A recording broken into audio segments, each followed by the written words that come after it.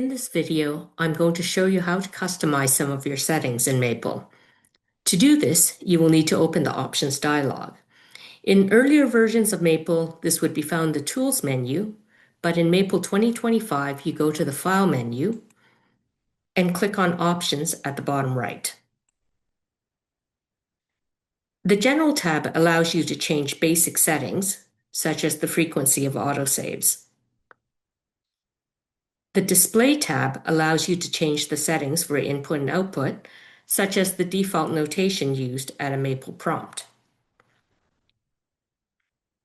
The Interface tab allows you to change worksheet interface features, such as the default zoom level or whether argument completion is offered. And there are additional tabs for setting export, precision, security, and network preferences. You can change the settings for just the current session or globally. So in summary, use the Options dialog at the bottom of the File menu to customize your Maple settings.